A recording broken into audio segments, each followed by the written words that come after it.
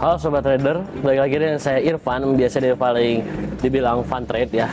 Baik, di sini saya bakal bahas tentang bagaimana saya mapping pribadi ya, daily mapping saya pribadi dan bagaimana saya mengikuti jejak para institusi besar masuk gitu ya. Oke, di sini mungkin kita langsung bahas ke buying marketnya langsung ya. Oke ya, di sini mungkin kita bakal lihat dulu dari time frame besar, yaitu di time frame daily. Kenapa? Karena adalah range satu hari dari yang range kemarin, dan saya pun suka ya melihat range kemarin itu jadikan pondasi ya untuk range sekarang terhadap arah ya market untuk hari ini gitu ya. Nah di sini lihat ya bahwa bentar ya saya zoom dulu. Di sini lihat ya bahwa range kemarin itu cukup kecil ya. Di sini range buy bodinya pun kecil. Kenapa? Karena di sini data yang terjadi likuiditas itu sangat kecil ya, dan harga perdagangan ya high glow-nya pun ini cukup tinggi ya. Cuman yang sudah terjadinya itu kecil, yaitu buy bodinya gitu ya, dan kita cukup ya ambil high glow-nya aja untuk kita evaluasi untuk range sekarang ya. Kita cukup ambil high glow-nya ya. Atau di sini yang bisa dibilang sebagai yang namanya previous daily high dan previous daily low ya. Ambil ini dulu Sobat Trader ya. Untuk kita lihat ya range nanti di time frame H1 atau di time frame lebih kecil gitu ya. Dan nanti kita lihat bahwa di time frame H4 itu ada fondasi yang kuat untuk kita ambil. Biasanya saya pakai indikator Fibonacci retracement atau extension gitu ya. Saya bakal narik di time frame maksimal time frame H1 gitu ya. Kalau enak di H4 hajar aja gitu ya. Oke, lanjut ya. Di sini ini udah diambil time frame daily ya. Cuman kita lihat di time frame H1 ya. Nah, dia satu lihat bahwa high glow-nya ini sudah terjadi ya. Ini cukup ambil. Ini pun bisa narik Fibonacci retracement nih di sini ternyata ya. Bentar, nanti kita bahas. Kita bahas dulu previous daily high dan previous daily low-nya ya.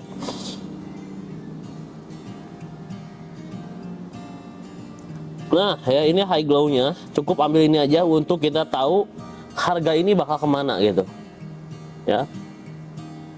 Harus pas banget ya, karena takutnya ketembus atau nanti salah area bahaya juga gitu.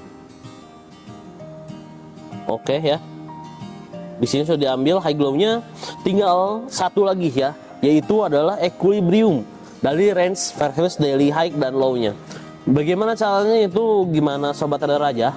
Yang penting ambil middle atau tengah area high glow-nya aja gitu. Mau dihitung silahkan. Cuman kalau saya pribadi biasanya saya pakai penggaris ini ya. Karena ini pun bisa ambil area middle-nya gitu. Nah, ya. Seperti ini. Nah, di sini kan udah lihat nih middle-nya ya. Tinggal ambil aja middle-nya untuk dijadikan area di mana equilibrium terjadi gitu. Nah, di sini ya. Harus pas banget Sobat Trader ya. Nah, di sini. Oke. Satu di sini kita namai dulu ya agar paham semuanya ya. Di sini jadikan yang namanya previous daily high ya, PDH. Ininya ambil high, ini ambil kanan. Nah, previous daily high ya. Di sini adalah equilibrium. Singkat menjadi EKI saya pribadi ya, EKI equilibrium, dan di sini wes ini belum nih equilibrium middle, ininya kanan. Oke, nice. Di sini jadikan previous daily low ya, PDL, sama kayak yang di atas. Ininya dasar ya, dasar, ininya kanan. Oke, di sini sudah tahu kita range untuk hari ini itu menggambarkan bahwa range kemarin akan tertembus atau enggak gitu ya. Biasanya kalau tertembus entah itu previous daily high atau daily low-nya, kita bisa ambil misalnya previous daily high itu ketembus, otomatis trennya itu naik tanpa kita lihat structure sebelumnya. Ini ya, bagusnya di situ.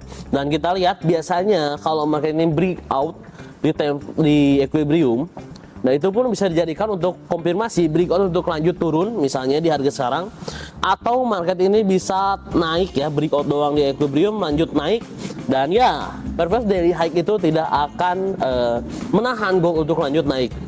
Syaratnya adalah tadi, yaitu market ini harus breakout di equilibrium range daily itu ya, yang ini ya.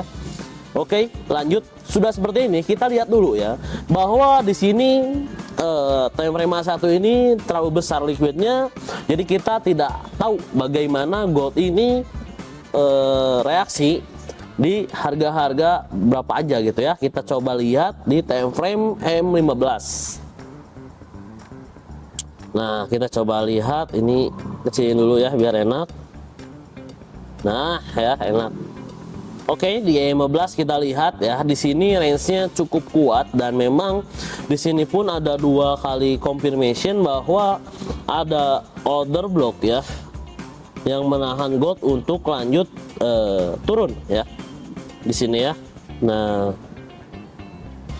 dan di sini ini adalah order block ya, atau disingkat sebagai OB ya.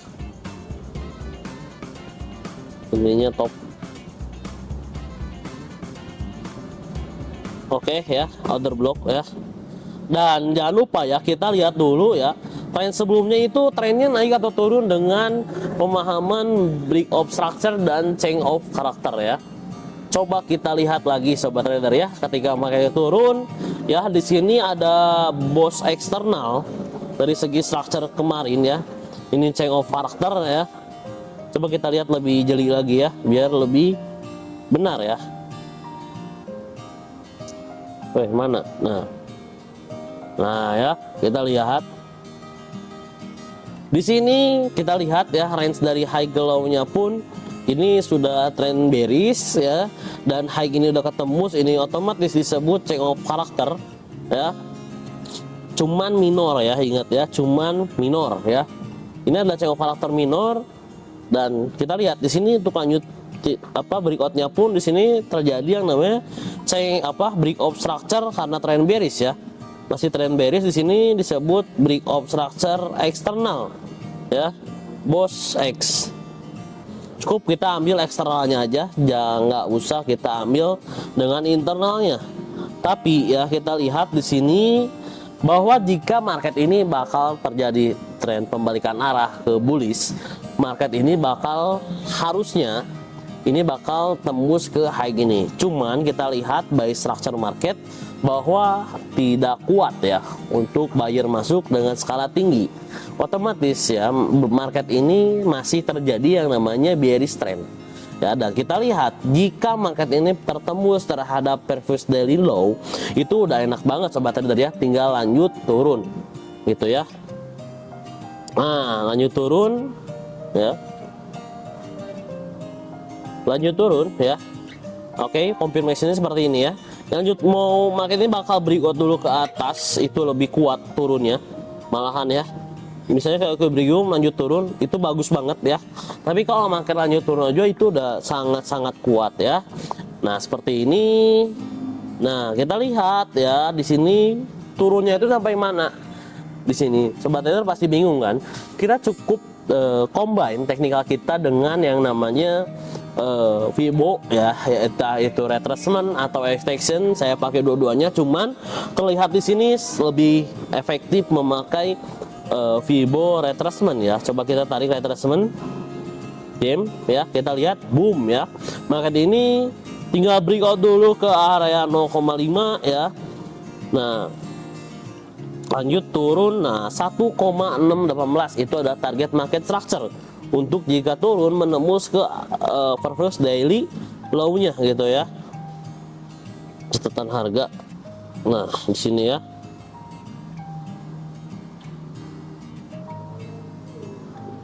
Oke. Nah, jika market turun seperti ini ya.